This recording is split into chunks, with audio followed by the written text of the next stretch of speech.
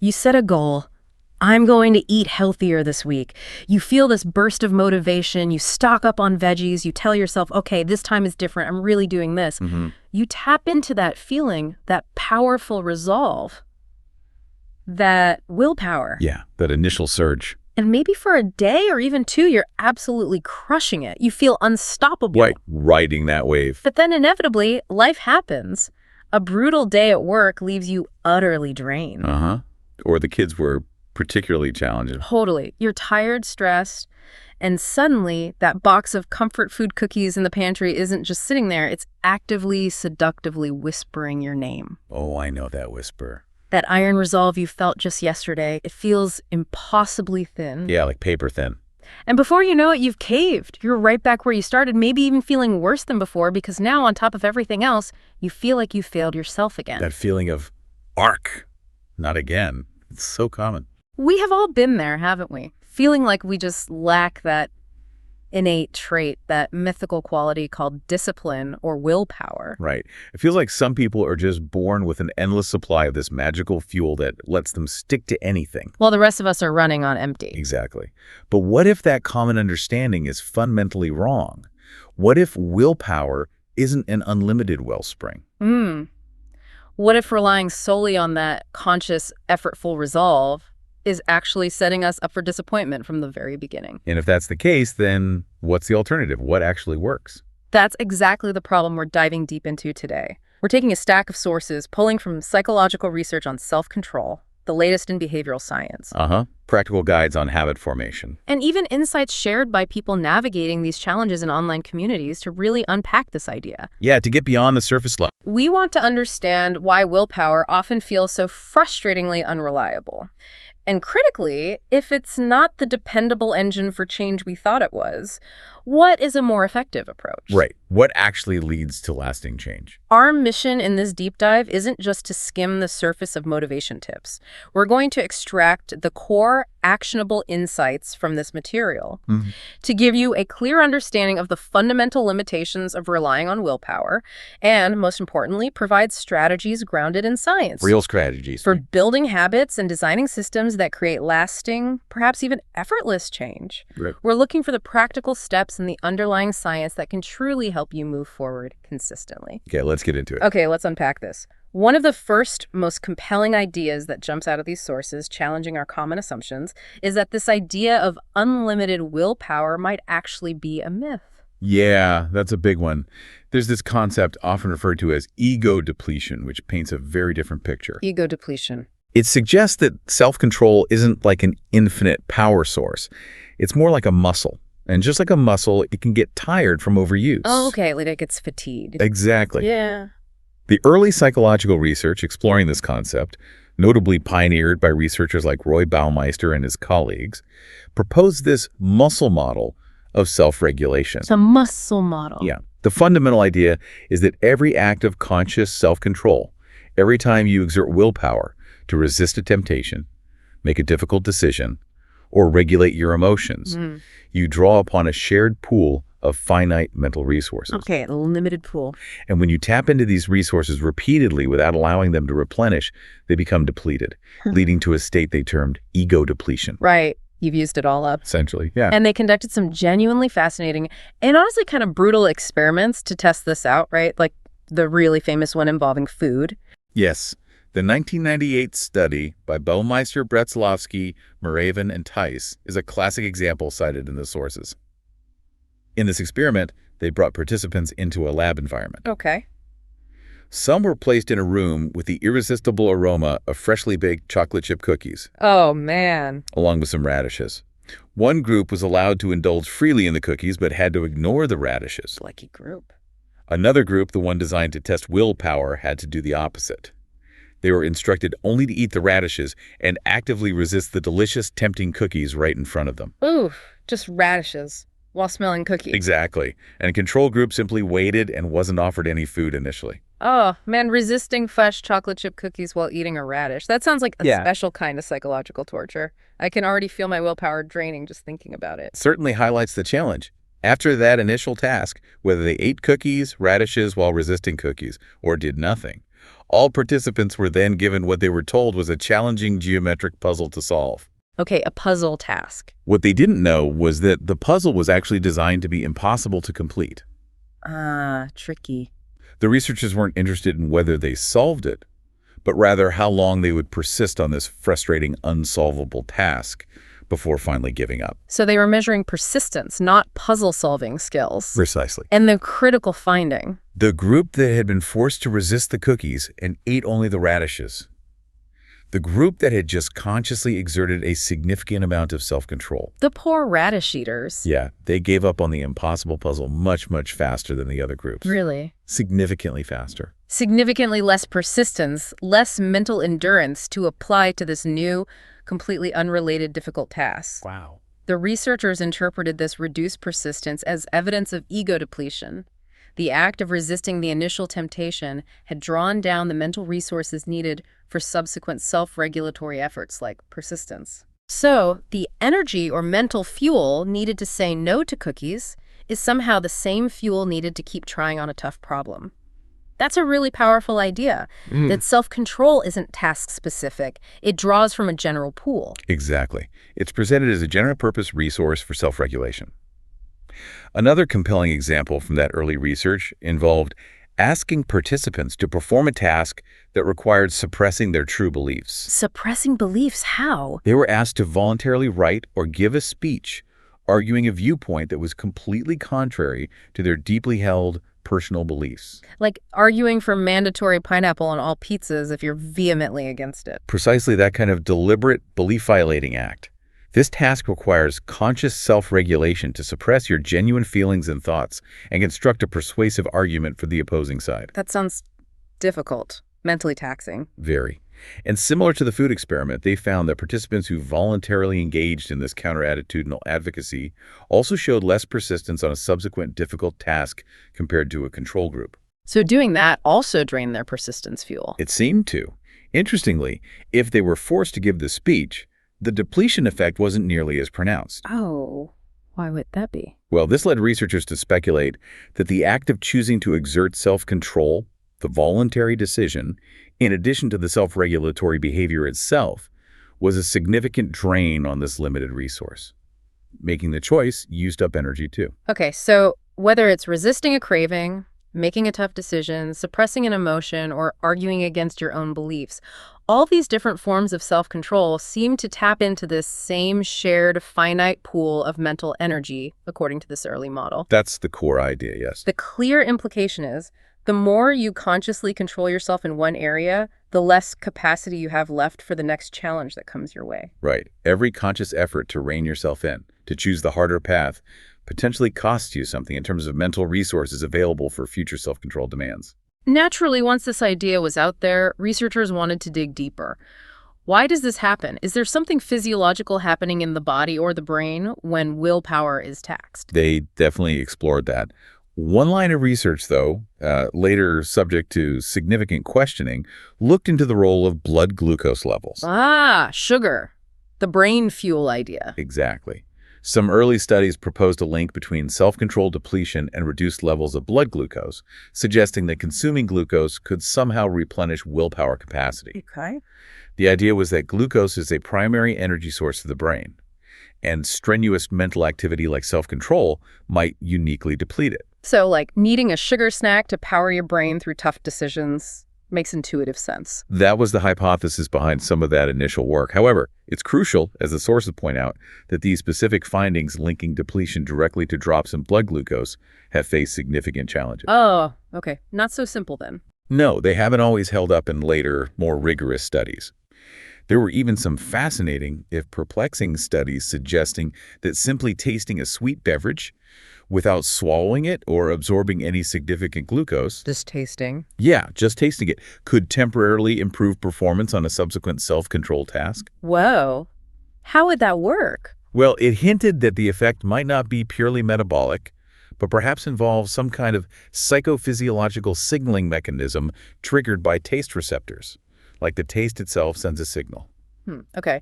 So maybe not just about physically running out of sugar fuel, but something more intricate involving how the brain responds to signals like sweetness. That's one possibility to Yeah. discuss. Other physiological research mentioned in the sources has investigated heart rate variability, or HRV. HRV, right? I've heard about that. Some studies have indicated that HRV could serve as a potential marker for an individual's capacity for self-control before a task, and also reflect the degree of depletion experienced after exerting self-control.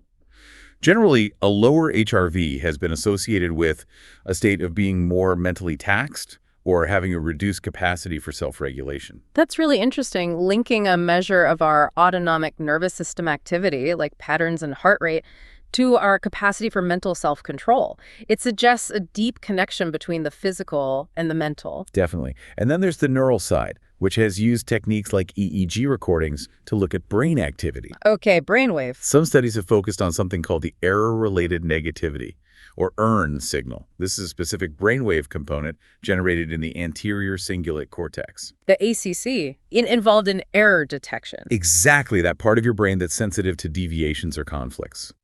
Research by Inslicht and Gutzel, referenced in the sources, found that individuals who had just exerted self-control by suppressing their emotions while watching an upsetting video. Like trying not to cry during a sad movie. Pretty much.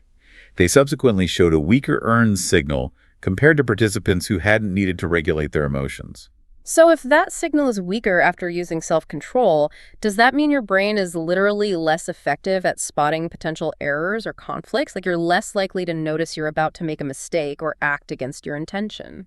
That's one interpretation of those findings. It suggests that exerting conscious self-control might temporarily impair the neural mechanisms responsible for monitoring our own behavior and detecting inconsistencies or errors between what we intend to do and what we are actually doing. It's a fascinating peek into the potential brain correlates of this feeling of being mentally drained. So regardless of whether the exact mechanism is about physical energy, a change in brain activity, or some complex interaction, the takeaway from this research seems to be consistent. Conscious, effortful self-control is a resource that can be taxed. That's the persistent observation, yes. But how does this depletion actually manifest itself in our daily lives, outside of lab experiments involving cookies and puzzles? It shows up in surprisingly broad ways. It's not just about resisting a single temptation. Depletion appears to affect various aspects of self-regulation, including our emotional responses and social behavior. Like how?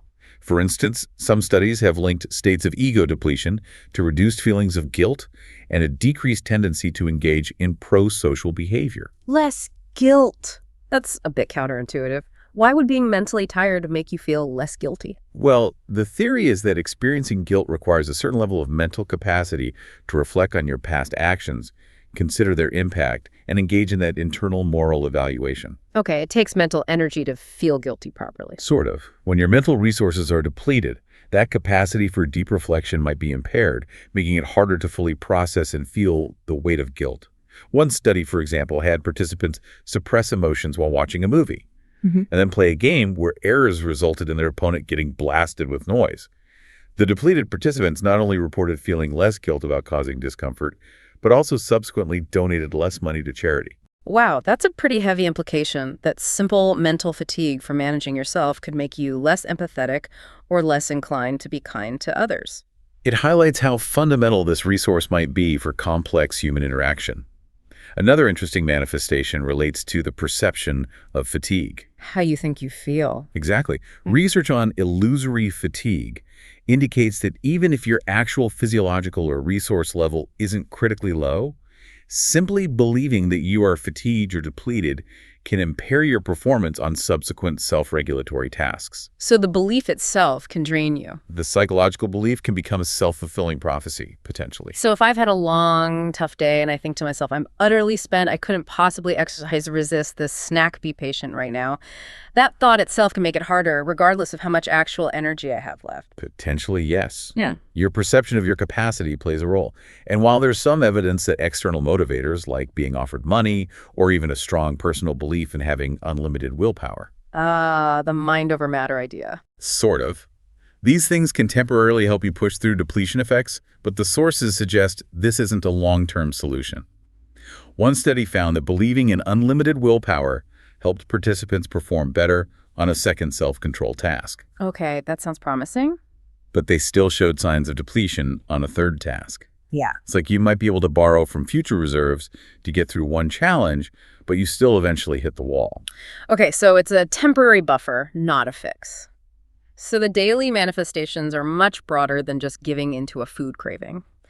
They touch on our emotional resilience, our capacity for kindness, our self-perception, and our ability to persist through difficulties. This connects directly back to those everyday moments we discussed at the start, why you might snap at your family after a mentally draining day at work. Yeah. Or why grabbing fast food seems irresistible when you're exhausted. Or why you make impulse buys online when you're mentally fatigued from a complicated task. Exactly. The real-world implications of this limited willpower model are quite significant across many domains of life. Think about people who are constantly dieting. Right, that's a classic example. The sources highlight this as a prime example. Chronic dieters are in a near-constant state of self-control, resisting cravings, monitoring intake, making conscious food choices. It sounds exhausting just describing it. It is. This consistent effort is a form of resource expenditure in itself. The sources mention a study where dieters who had already exerted self-control by suppressing emotions while watching a movie subsequently ate significantly more ice cream in a taste test compared to non-dieters or dieters who hadn't suppressed emotions. So the very act of dieting makes you more vulnerable to breaking the diet when you're tired. That's the implication. Dieting makes you inherently more susceptible to failure when faced with strong temptations, especially when your willpower resources are already low. That makes so much sense why dieting can feel like such an exhausting, relentless battle. It's not just about the food. It's the continuous mental drain of resistance. Right. It's not just about food either. The same principle applies in athletic performance. Mental fatigue resulting from demanding cognitive tasks has been shown to hinder subsequent physical performance in athletes. So your brain being tired can directly impact your body's capacity to perform at its peak. Yes, exactly. And think about consumer behavior, as highlighted in the sources. The sheer volume of choices and decisions involved in modern shopping, especially online, Oh yeah, decision fatigue. can cause decision fatigue, a form of depletion. When consumers are depleted, they are more likely to make passive decisions, default to the easiest or cheapest option, Or make impulsive purchases that they might later regret. and which don't align with their actual values or financial goals. Right. Ads and complicated promotions can contribute to this fatigue, pushing consumers towards less deliberate choices. And there's even a fascinating finding mentioned that consumers who generally score low on trait self-control might be more susceptible to seeking out high-status products, even paying more for them. Really? Why? Perhaps as a way to feel a sense of empowerment or control they feel is lacking elsewhere in their lives. Interesting psychological compensation. So this limited willpower capacity can negatively impact our health, our finances, our relationships, even our performance. The consequences of relying on this fragile resource are far-reaching. They really are. And if all that wasn't enough, there's this counterintuitive twist. Actively trying not to do something can actually make it harder to resist. Yes, the paradox of resistance or thought suppression. The sources bring up the classic example. Try not to think about a purple elephant. Okay, let me try. Yep, Short please. pause. Nope, it's there. Big, purple, hard to miss, of course. Exactly. The more you consciously try to suppress a specific thought, image, or urge, the more likely it is to pop into your mind with increased frequency and intensity. It's like a mental rebound effect. The ironic process theory. Precisely. And how does that loop back to the willpower problem? When you rely on willpower as your primary strategy to deal with unwanted habits or urges, like trying not to think about smoking if you're quitting, or trying not to think about reaching for that snack when you're trying to eat healthier, you're engaging in this mentally draining act of suppression. Not only does this conscious effort use up that limited willpower resource, Right, it's depleting. but the act of suppression itself, paradoxically, keeps the very thing you're trying to avoid at the forefront of your awareness, often making the craving or thought stronger or more persistent. So it's counterproductive. It often is, yes. Yeah. It's a counterproductive strategy for managing unwanted behaviors. So using willpower to suppress something can actually make the unwanted thing more salient, harder to ignore, and at the same time, drain your capacity to resist other things. It really does sound like a frustrating cycle and honestly a bit of a losing battle if this is your only tool. It can certainly feel that way when that's the primary mode of control you're relying on. Now, it's important to acknowledge, as the sources do, that the ego depletion model hasn't been without its challenges and controversies within the scientific community. The science is still evolving, right? Absolutely. The concept became quite popular, but it also faced scrutiny, particularly in light of the broader reproducibility crisis in psychology. Right, where older findings didn't always replicate. Exactly, where researchers struggled to replicate findings from earlier studies. While a major meta-analysis in 2010 seemed to strongly support the effect, later, more stringent meta-analyses and large-scale multi-lab replication projects sometimes yielded conflicting results, questioning the size and even the reliable existence of the effect when studies were pre-registered and conducted with high power.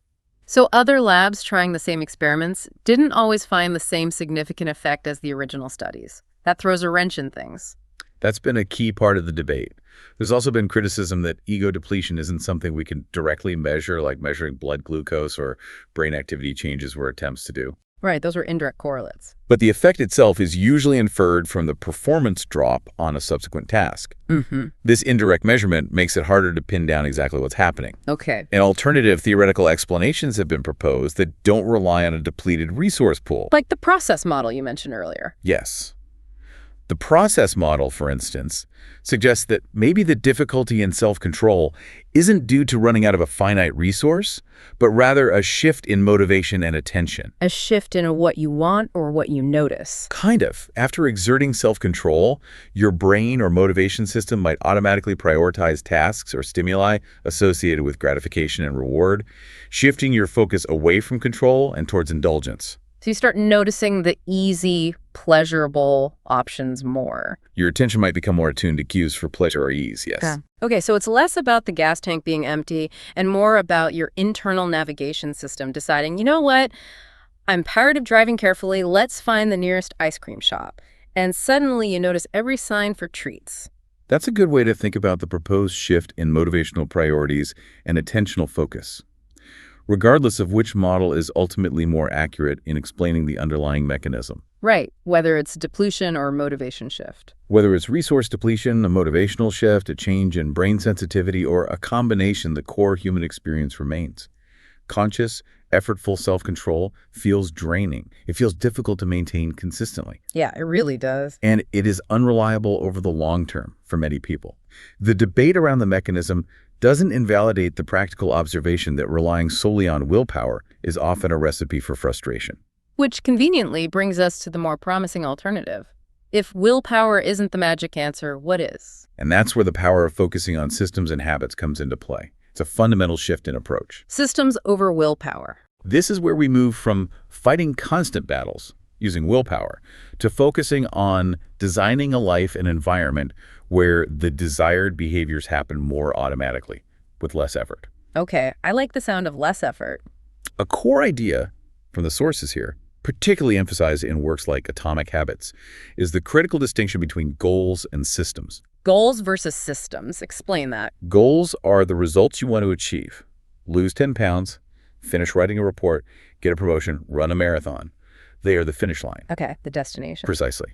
And systems are the processes that you follow to get to those results. The sources cite the powerful quote, "You do not rise to the level of your goals. You fall to the level of your systems." Ooh, say that again. You do not rise to the level of your goals. You fall to the level of your systems. Wow. That quote really resonated with me too. It suggests that the problem isn't necessarily the outcome you're aiming for, but the day-to-day process you're following, or lack thereof. Right. Your habits, your routines, the environment you're in. Exactly. It reframes the challenge. If you're consistently struggling to achieve your goals or change your habits, the issue might not be a personal failing.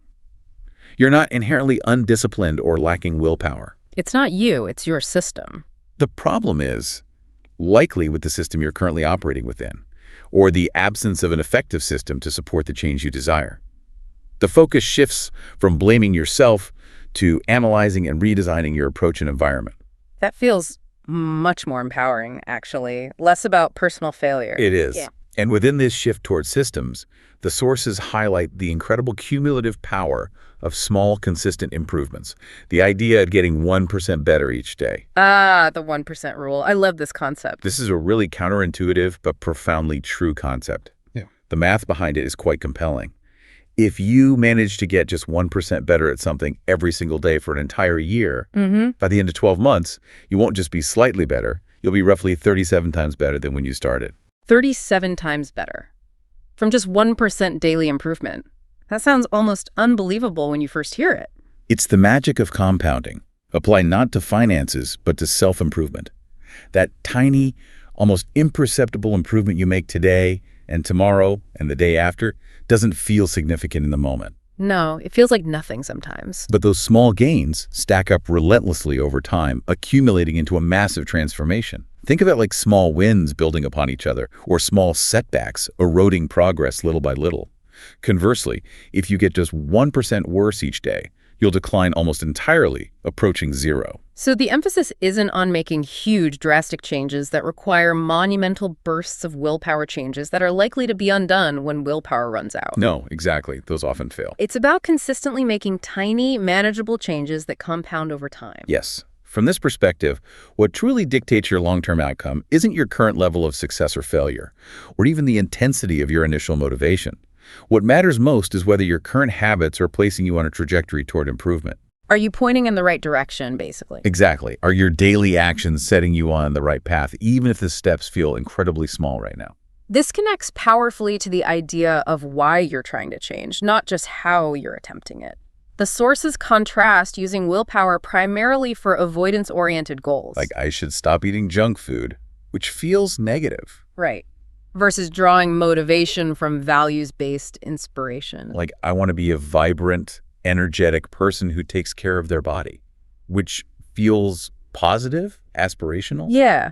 When your primary drive is trying to white-knuckle your way through and I should stop doing X behavior using willpower, it often feels like a constant, painful act of obligation and deprivation. That's the difficult habit struggle. It's all about resistance. But when you connect your desired change to a deeper why, something tied to your core values, your purpose, or a genuine vision of who you profoundly want to become, that provides a far more robust and sustainable source of motivation. It pulls you forward instead of you having to push yourself constantly. It reminds me of the Nietzsche quote mentioned. One who has a why to live for can endure almost any how. Precisely. Focusing on those external shoulds, or trying to eliminate bad things, keeps you locked in the mindset of effortful struggle against temptation. Which we know is draining. Exactly. But connecting your efforts to a deeply felt want, a purpose, or a future identity that aligns with your values shifts the motivation from a painful duty to an inspiring pursuit. It changes the emotional flavor of the effort. Okay, so finding that deeper why is crucial for keeping the system running. Very much so. And this leads to what is arguably the most profound shift in the framework presented in the sources, focusing on identity-based habits as the key to lasting change. Identity-based habits, what does that mean exactly? This is really the core engine of sustainable transformation. Your current behaviors are not random. They are a direct reflection of your current identity, your deeply held beliefs about yourself, whether conscious or unconscious. Okay, my actions reflect who I believe I am. Right. If you want to change your behavior for good, you need to change that underlying belief system about the kind of person you are. So instead of setting a goal like, I want to run a marathon and then trying to force myself through sheer willpower to go running every day, the first step is to think about becoming a runner. Exactly. The process outlined in the sources is twofold. First, you start by deciding the type of person you want to become. What are their values? What are their habits? Okay, define the ideal identity. Second, you prove that identity to yourself through small, consistent actions. Every single action you take, no matter how insignificant it feels in the moment, is presented as a vote for the type of person you are aspiring to become.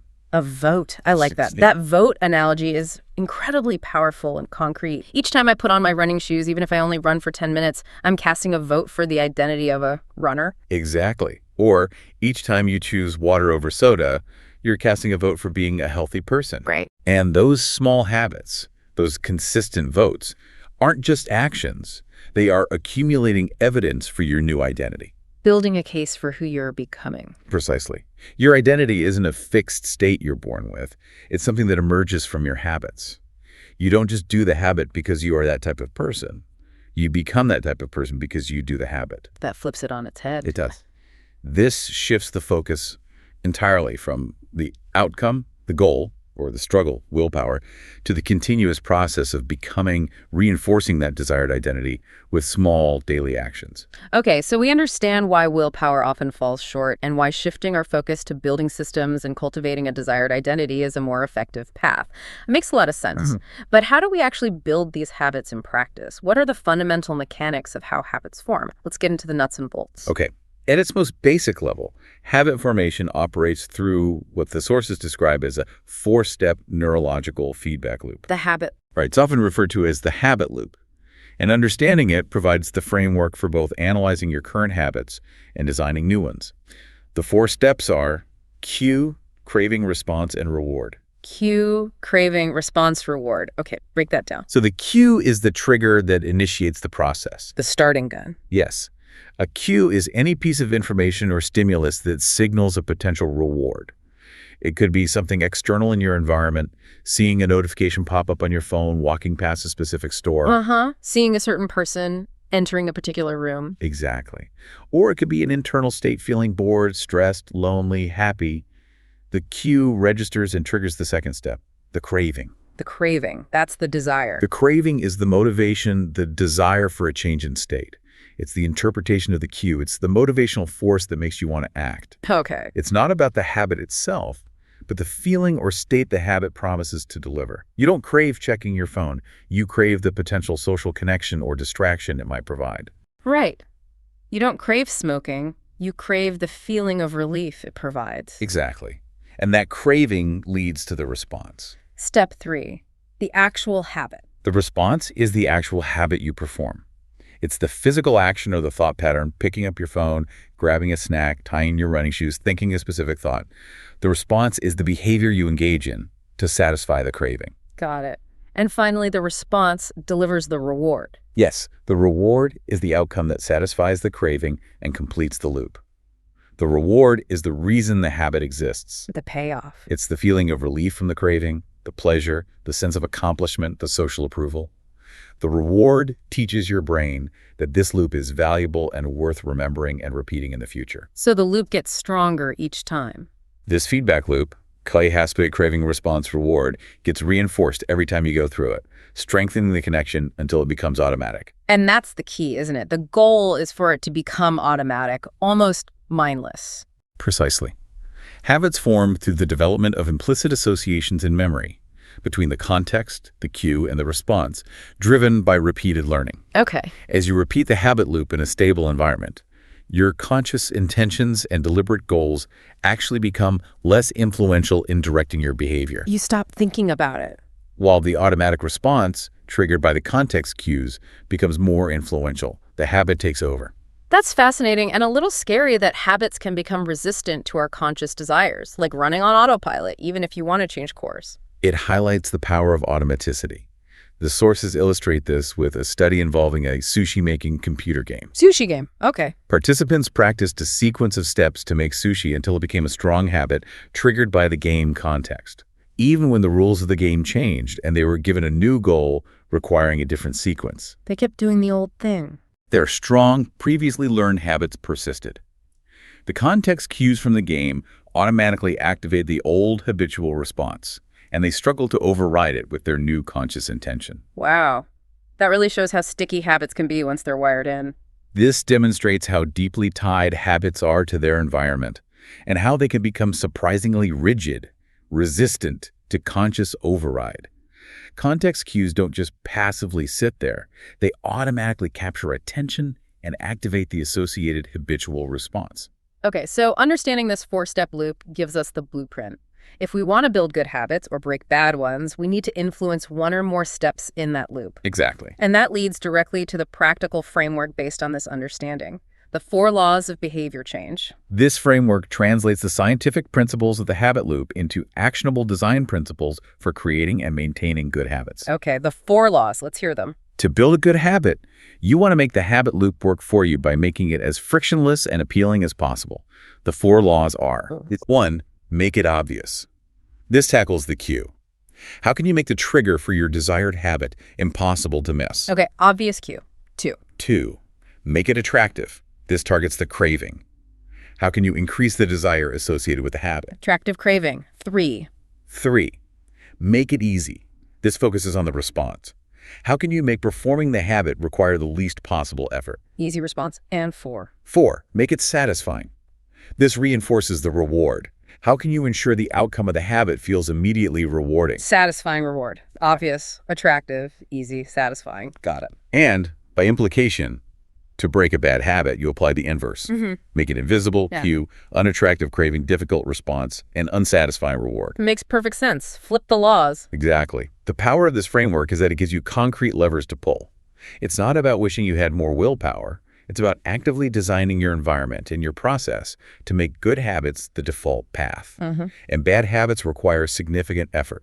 This really brings home the idea of effortless self-control, or, as you put it earlier, playing offense, not defense. Yes. It's not about constantly fighting the temptation. It's about arranging things so the temptation isn't even a major factor. This is perhaps the biggest takeaway from the research cited on people who are good at self-control. People who seem to have high levels of self-control or are naturally good at sticking to goals. Yeah. What's their secret? Don't actually use more willpower or effortful inhibition on a daily basis than others. Their secret isn't more grit in the moment. It's not. No. They simply experience fewer temptations and conflicting desires in the first place. So they're not just better at winning the battle, they're better at avoiding the battlefield altogether. Precisely. They are effective at using situational strategies to avoid situations where temptations are strong. They engineer their environment. A longitudinal study following college students, referenced in the sources, found that experiencing fewer temptations was a strong predictor of achieving their academic goals. Crucially, the amount of effortful self-control they reported using was unrelated to their success. Wow. So it wasn't about how hard they fought. It was about how well they sidestepped the need for a fight. That's huge. It really is a game changer in how you think about self-control. And the reason avoiding temptation is so effective links back to the depletion idea. The mere presence of temptations is suggested to be depleting even if you successfully resist them. Right, because they trigger those conflicting desires that tax your system. So just seeing the cookies or walking past the bar drains a bit of your mental resource, whether you indulge or not. That's the idea. The most efficient strategy isn't to build stronger resistance, but to spend less time in environments where those cues are present. Exactly. Stop trying to win battles of willpower you don't need to fight. Instead, re-engineer your environment to make those battles less likely to occur. And this is where environmental influence and change are absolutely key. Habits thrive on stable contexts. Right. When your environment is predictable, the cues are reliable, and the habit loop strengthens. But conversely, disrupting the environment provides a golden opportunity for change. When things get shaken up. The sources call this the habit discontinuity effect. Behavior change interventions are often significantly more effective when attempted during major life changes that disrupt old routines and environments. Like moving to a new city, starting a new job, getting married, or having a child. These events break the link between the old environment and the old automatic habits. It creates a window where the old cues aren't triggering the old responses automatically anymore. A clean slate, sort of. Exactly. It forces you to consciously make decisions in the new context, creating an opportunity to establish new habits before that new environment becomes stable and locks in a new set of automatic behaviors. Okay, seize the moment of disruption. The London tube strike example is perfect here. A partial strike forced many commuters to find alternative routes to work. When the strike ended, a substantial number of those commuters stuck with their new routes. Even if they weren't necessarily better. Even if they weren't objectively faster or easier on paper, because the disruption had broken their old commuting habit and exposed them to a new possibility, which then became the new default. They were essentially forced into a different system, and it stuck because the old system's cue, the usual station path, was disrupted. This concept of choice architecture or environmental reengineering is about deliberately altering the physical or digital environment to make desired actions easier and undesired ones harder. Like simply placing the fruit bowl on the kitchen counter where you see it the moment you walk in instead of hidden away in a drawer. Exactly. You're changing the environment to make the healthy choice the obvious and easy one.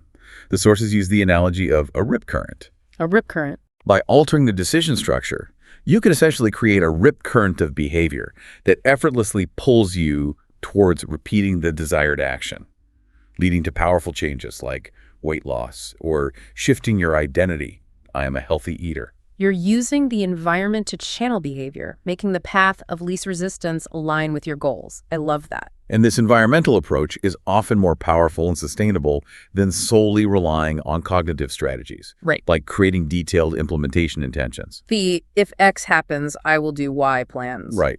While plans like, if I see the cookie jar, X, I will immediately leave the room, Y, can be helpful for getting started or handling specific trigger moments.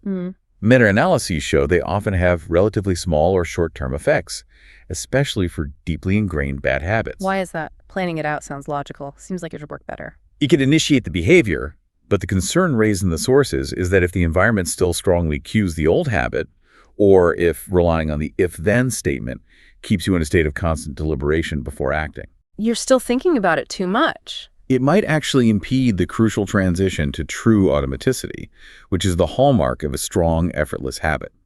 Constantly needing a conscious plan or an external reminder might prevent the habit loop from becoming fully automatic and triggered directly by the environmental cue. So the goal is for the behavior to become second nature, and some strategies might accidentally keep it in the manual control mode.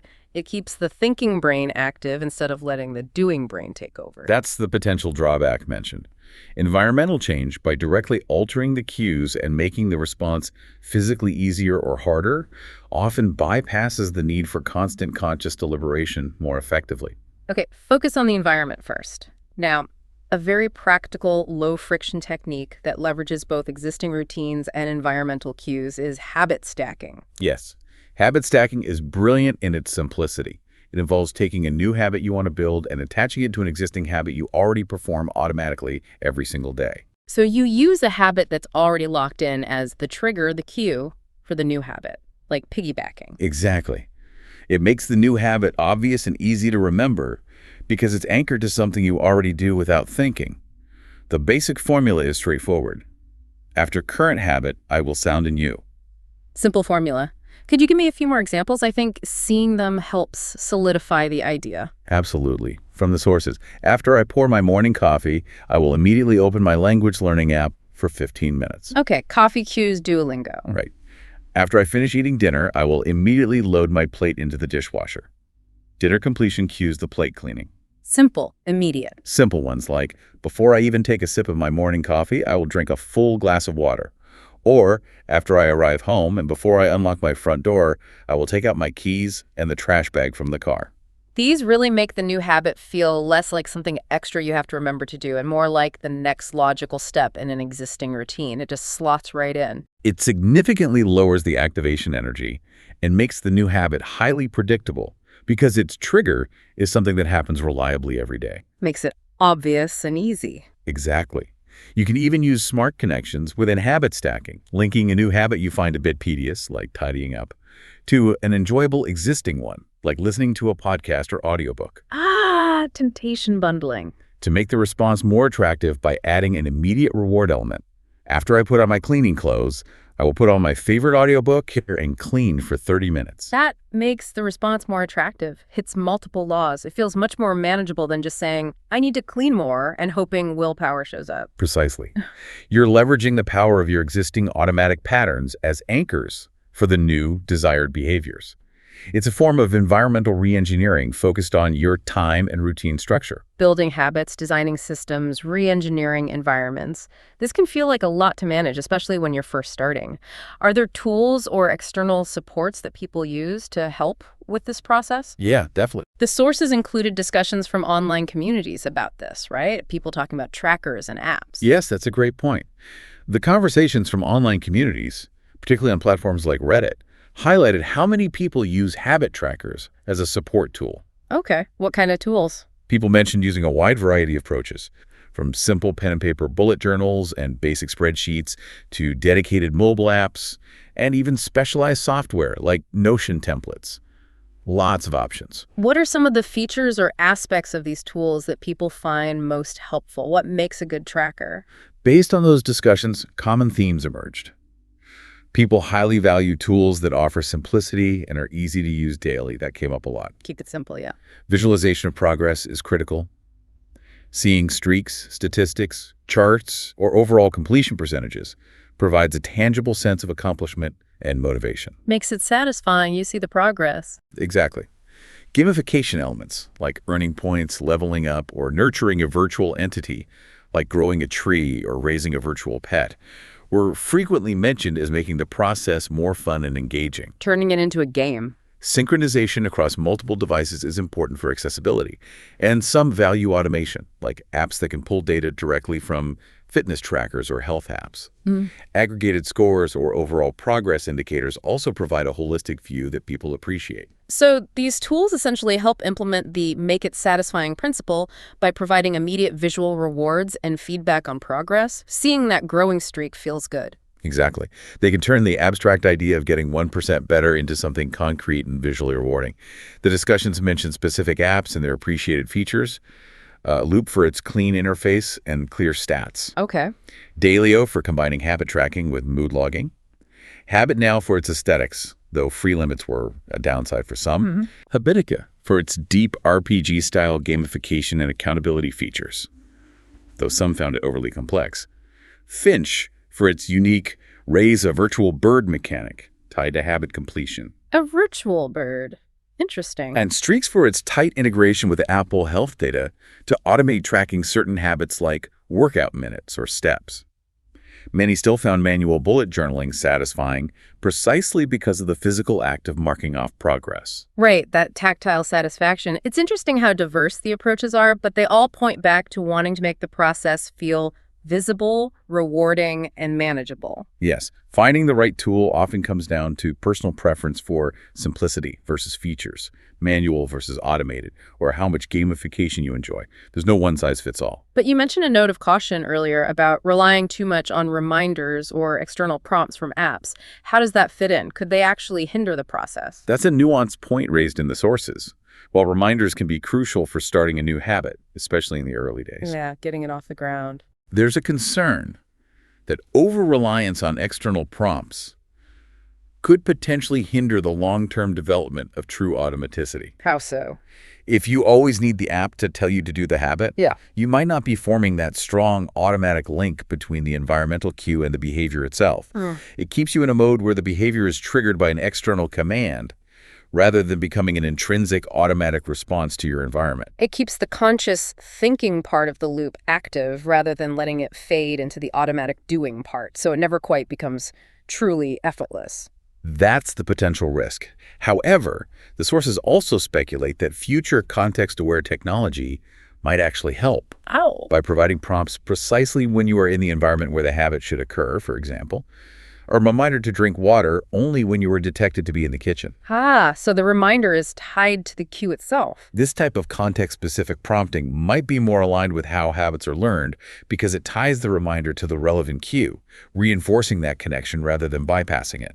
That makes sense. The tech itself is becoming smarter about understanding our habits and environments. It's not just a dumb alarm clock anymore. And that leads us to the broader picture of how technology and big data are beginning to understand and even influence habits. Right, the bigger implications. Studies mentioned in the sources are using smartphone data, like location tracking, to gain insights into habit triggers, for example, finding correlations between smoking relapse and simply being exposed to locations where tobacco signs are visible. Wow, even without consciously craving. Even if the person didn't report craving a cigarette in that moment, the cue itself had an impact. Big data sets like anonymized student ID swipes tracking entry into different campus buildings have been used to identify habitual social integration patterns and even predict dropout risk. That's both incredibly insightful from a research perspective and a little privacy invading from a personal one. It highlights how deeply our habits are intertwined with our environment, both online and offline. Definitely. And how technology can observe and potentially influence those connections. Indeed. It underscores the power of the environment, whether physical or digital, in shaping our automatic behaviors, and it raises interesting questions about the future role of technology in habit formation and external control. Yeah, definitely something to keep an eye on. Finally, before we even dive into designing complex habit systems, there's a foundational layer that Steve Rose's piece in the sources really brings home, addressing basic physical needs. Yes, this is fundamental and often overlooked. Before you try to implement sophisticated habit stacking or willpower saving strategies, you need to ensure your basic physical needs are met. Sleep, food, movement. Adequate sleep, reasonable nutrition, and some form of regular physical activity. Unmet needs in these areas fundamentally drain your capacity for self-regulation. It's like trying to run complex software on a computer that's about to die because its battery is critically low. The basics have to be there. Exactly. If you're chronically sleep-deprived, constantly running on sugar and caffeine, or physically sedentary, your brain and body don't have the fundamental energy or charge needed to support conscious self-control or the initial effort required to establish new habits. You're starting from a deficit. Right. The good news, as the source points out, is that most people already have a pretty good idea of one or two small basic changes they could make in these areas. It doesn't have to be overwhelming. So before tackling the gym habit or the diet system, maybe start with getting to bed 30 minutes earlier or adding one vegetable to dinner. Shore up the foundation first. They provide the basic biological capacity required for the initial conscious push and consistency needed before the new habits can become truly automatic. It's foundational self-care that supports all other forms of self-improvement. Okay, that's a really important grounding point. This has been a significant deep dive, covering a lot of ground from the psychology lab to our daily routines and even the digital world. It really connects a lot of dots. We've seen that relying on willpower alone for significant, lasting change is often like trying to win a marathon by just sprinting repeatedly. It's a finite resource that gets depleted, is inconsistent, and can even backfire when used for suppression. Yeah, it's just not a sustainable strategy for the long haul. Sustainable long-term change doesn't come from heroic acts of willpower or resisting temptation through brute force. No. It comes from understanding the science of how habits work and strategically building robust systems and designing your environment so that desired behaviors become the default path, the path of least resistance. It's about shifting your focus from trying to win every battle against your impulses to proactively arranging your life so those battles occur less often, playing smart, not just hard. It's about leveraging the subtle but powerful forces of the habit loop, the compounding effect of tiny improvements, and tying it all back to the person you genuinely want to become. That identity piece. Using your daily actions as votes for that desired identity. Tools like habit trackers can be useful allies in this process by making progress visible and satisfying, but the core work lies in the design and the consistency. Ultimately, it's less about cultivating some mythical, innate discipline and more about being strategic, understanding human behavior, and intelligently designing your life to make success more likely. And the good news is, anyone can do this. Anyone can apply these principles to create meaningful and lasting change. Yeah. It's accessible. So here's something to consider as we wrap up this deep dive. If every small action you take throughout your day is effectively a vote for the type of person you wish to become, take a moment to reflect. What kind of person are your current daily habits collectively voting for? That's a powerful question. And thinking about that, what is just one tiny, perhaps even effortless vote could you intentionally cast today to start shifting that identity closer to the person you truly aspire to be? That's a powerful thought to leave with. Thanks for joining us on the deep dive. Until next time.